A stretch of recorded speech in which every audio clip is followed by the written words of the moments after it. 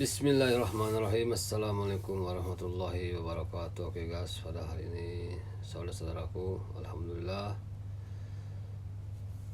pada hari ini hari Kamis tanggal 24 malam Jumat ya.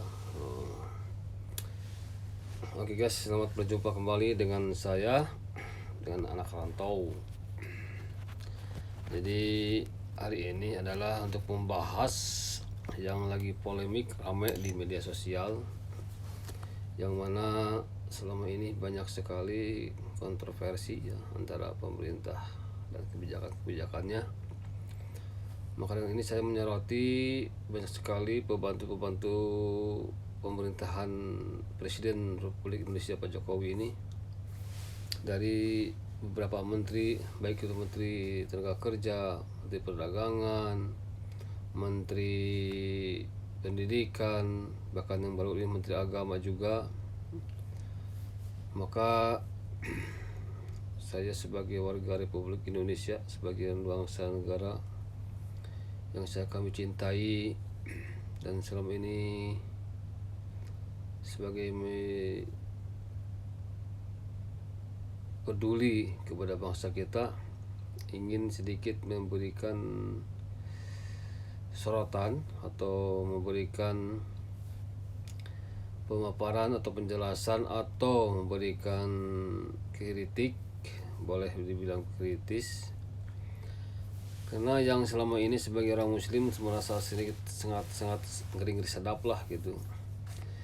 Jadi banyak begitu komentar dan merasa tersudutkan sebagai orang umat muslim di Indonesia ini dengan pemerintah sekarang ini. Maka dengan ini ada beberapa kabar berita yang diedarkan oleh Menteri Tenaga Kerja Pak Yakut Widodo itu mengedarkan bahwa untuk mensederhanakan untuk membatasi volume atau suara speaker toa untuk waktu adzan, karena mereka pernah mengatakan berbicara tentang ketika mereka mendengar beliau itu Menteri Agama mendengar adzan di suatu kota, satu daerah, ketika bersamaan adzan merasa terganggu. Nah ini sangat tidak masuk akal juga untuk saya pribadi sebagai orang muslim, walaupun saya orang awam. Kenapa? Dan seharusnya pemerintah itu tidak boleh ikut campur masalah urusan keagamaan, masalah kegiatan-kegiatan yang mana selama ini pemerintah itu sendiri tidak pernah memberikan atau sumbangsi atau memberi dana atau memberi pembiayaan, bahkan ada donasi untuk dikhususkan untuk masjid. Nah ini juga sangat gimana ya, kurang pas lah gitu. Dan juga beliau mengatakan ketika tahrim di waktu subuh, katanya sebelum adzan subuh maka setengah jam sebelumnya juga tahrim, itu cukup dengan memberikan jangan bolehlah pakai adzan atau jangan boleh tahrim, tapi adzan ketika 10 menit sebelum adzan boleh kita menyetel suara speaker atau memang. Nah ada beberapa yang harus kita dibahas, atau di antara beberapa versi, yaitu pertama, kalau mereka seperti yang pertama, kalau memang ada seorang muslim atau orang non muslim itu kan wajar. Seorang muslim yang mengaku seorang muslim ketika didengarkan adzan merasa terganggu, nah itu harus dipertanyakan dulu imannya. Muslimnya apa? Muslimnya sebagaimana sejauh mana keimanannya mereka. Saya pribadi sebagai orang awam justru sangat bersyukur dan berterima kasih kepada yang adzan itu. Bahkan saya pribadi kalau telah terlambat sholat aja merasa menyesal itu sholat tidak berjamaah aja di sini. Nah ketika dengan adanya sholat adzan itu, ketika orang mendengar adzan merasa terganggu, itu sedangkan panggilan khusus untuk orang muslim menandai bahkan itu waktunya masukin waktu sholat, baik sholat duhur, sholat asar, sholat maghrib, sholat isya, sholat subuh. Nah, maka ada sebagian pendapat juga ketika di sebuah negara yang tidak ada adzan, maka akan hancurlah negara tersebut, juga ada yang begitu kurang lebih. Nah, di versi lain, toh kenapa pemerintah melarang atau tidak boleh atau memberikan istilahnya gimana ya, tidak boleh dengan suara azan. Nah, ini sudah suatu tanda-tanda kebangkitan liberalisme, kebangkitan komunisme. Nah, ini harus dicamkan, ini suatu tanda-tanda di mana orang muslim tidak boleh berkembang, kuat, bersatu, itu intinya. Nah, saya melihat kalau itu memang pemerintah punya kebijaksanaan, punya pelaturan atau punya kekuasaan untuk melarang atau untuk menguasai atau untuk memberikan hukum tugas-tugas kepada masjid, mestinya malu. Apakah selama ini pemerintah sudah memberi atau sumbangsi atau menggaji para imam, para ustadz, para asatidz, para guru-guru di masjid-masjid seluruh Indonesia? Itu kan masjidnya dibikin patungan, masjid sumbangan, masjid gotong royong. Mungkin sebagian ada dari pemerintah, mungkin biasanya ya sumbang-sumbang gitu, menyumbang biasanya jadi calon-calon pemimpin daerah, calon gubernur, calon bupati, calon camat, lurah, biasanya ada, tapi tidak untuk selamanya. Itu juga ada donasi-donasi kalau kita mengajukan proposal. Nah, ini kan sungguh keliru. Lain di Timur Tengah. Kalau di Timur Tengah itu wajar dan punya hak pemerintah mengatur, gitu loh. Kenapa Timur Tengah itu mayoritas dan rata-rata kebanyakan itu masjid dibikin oleh pemerintah.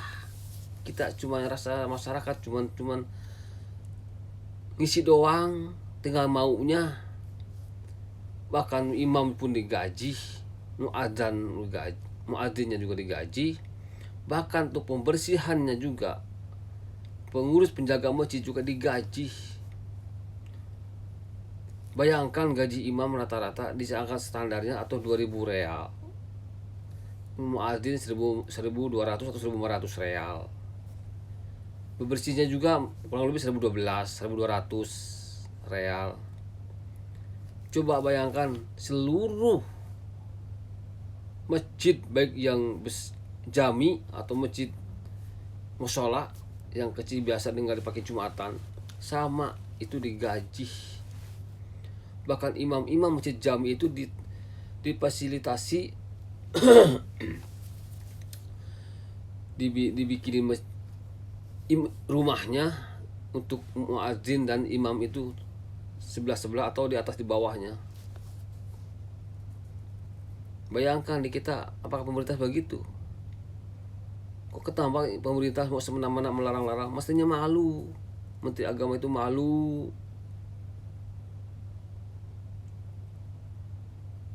Bahkan uang dana masyarakat dipakai oleh pemerintah. Sekarang kok semena-mena maunya dewekan baik, gitu loh. Kalau pemerintah Indonesia sudah memberikan semua masjid digaji masyarakat, imam-imamnya, silakan diatur. Kapan pemerintah seluruh Indonesia dibikin masjid buat masyarakat? Nggak ada.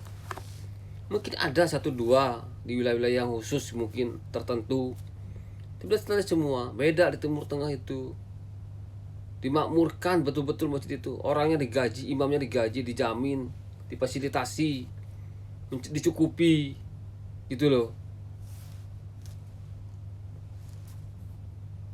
tepat waktu adzan, waktu sholat berjamaah semua ke masjid semua, kan enak. Ada aturannya, toko tutup, itu pantas. Ya, gak ngerti saya.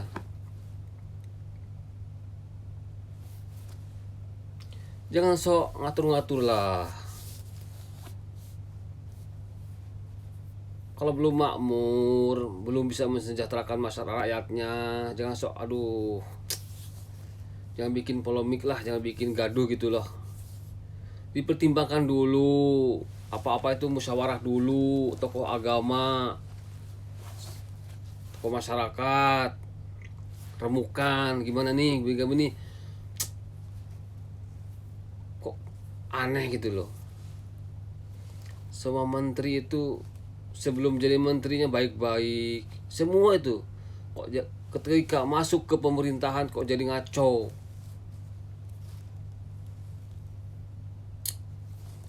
Gak ngerti saya. Makin gak betah aja negara kita ini. Terus ada minyak sawit. Kata pengamat yang tahu kota Indonesia itu memproduksi terbesar di dunia minyak itu. Kok langka? Dengarkan. Di Timur Tengah, Masya Allah, gak ada itu kekurangan minyak, gak ada pohonnya pun gak ada. Satu pun pohonnya mungkin gak ada di sini. Gak ada kekurangan di sini minyak. Bahkan murah di sini.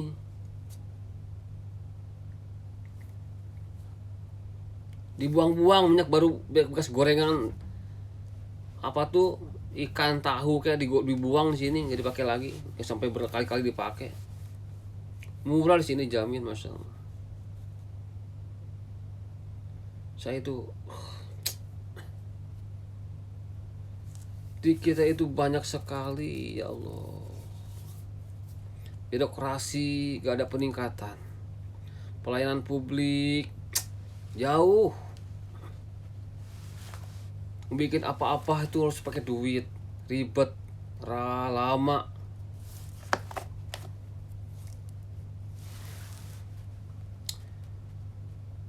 Ini saya banyak yang harus dibicarakan, banyak sekali. Cuman banyak tentang masalah KTP. Keutamaan KTP elektronik itu apakah bisa diakses di daerah lain? Memang itu benar-benar elektronik. Terus kenapa kok KTP sekarang ini, bayangkan, KTP sekarang kok masih umurnya muda, udah umur hidup dibikinnya. Ini semua masyarakat, bahkan pemerintah daerah tidak pernah menyadari, tidak pernah itu istilahnya memahami atau punya inisiatif pemikiran atau pemahaman menelaah gitu loh. Saya kok selama ini kok dipahami kok ada KTP masih umurnya muda dibikin seumur hidup. Dulu kan seumur hidup tuh udah umur 50 tahun ke atas kalau nggak salah, itu baru seumur hidup. Nah, yang jadi pertanyaan saya, apakah seumur hidup itu anggarannya nggak keluar, nggak dipakai tiap tahun? Nah, kalau emang itu dipakai KTP seumur hidup yang dulunya tiap 5 tahun sekali dibikin baru, diperpanjang, nah anggarannya itu apakah nggak keluar? Terus kemana uangnya gitu loh? Coba cari solusi pada yang tahu di situ, para pengamat, para aktivis, coba dikoreksi. Ini KTP aja nih, KTP ada, coba dicek di wilayah-wilayah daerahnya masing-masing seluruh Indonesia. Ada KTP umur yang umur 17 tahun, udah 22 atau 30 tahun gitu. Itu ada yang dicantumkan seumur hidup. Bayangkan kalau umur 30 tahun seumur hidup, berarti kalau umur naudzubillah min dzalik, naudzubillah, umur 60 tahun meninggal umpamanya, sampai berarti 30 tahun, berarti 5 kali perpanjangan. Kurang lebih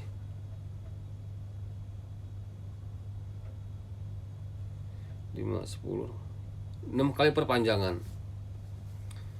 Berarti 6 kali diperpanjangan tiap 5 tahun sekali, kalau nggak salah, atau 3 tahun sekali. Nah, itu anggarannya dulu biasanya kan keluar tiap 5 tahun sekali perpanjangan. Kan itu kalau diperpanjang itu satu wilayahnya ada berapa ratus orang, dan akan itu tiap minggu atau tiap bulan ada perpanjangan KTP. Tiap tahun ada perpanjangan KTP, dan anggarannya pasti akan keluar tiap saat, tiap bulan, tiap tahun, tiap minggu bisa keluar pendanaan pembikin KTP atau untuk jasa segala macam. Nah, sekarang yang 5 seumur hidup berarti udah gak ada. Jadi yang tadi bikinnya seumur hidup itu di tahun 5 tahun ke depan yang akan datang tidak dibikin perpanjang lagi, bahkan 10 tahun, bahkan 20 tahun ke depan tidak diperpanjang lagi. Udah sampai mati itu KTP 1. Nah, yang jadi pertanyaan, anggarannya turun enggak gitu loh. Kemana anggarannya? Dulu biasanya mungkin anggaran untuk bikin KTP satu daerah bisa 1 miliar. Sekarang cukup cuman mungkin 100 juta. Udah cukup. Nah, sisanya kemana? Karena selama cukup 1 kali dibikin 100 juta cukup. Umpamanya nih, kan gitu. Gimana ya saya kurang jelaskannya? Saya kurang ini. Yang jelas itu coba diteliti lah, ditelaah. Coba ahli-ahlinya dikoreksi, digali, coba dipahami bener. Ini orang ada yang tahu. Nah, coba.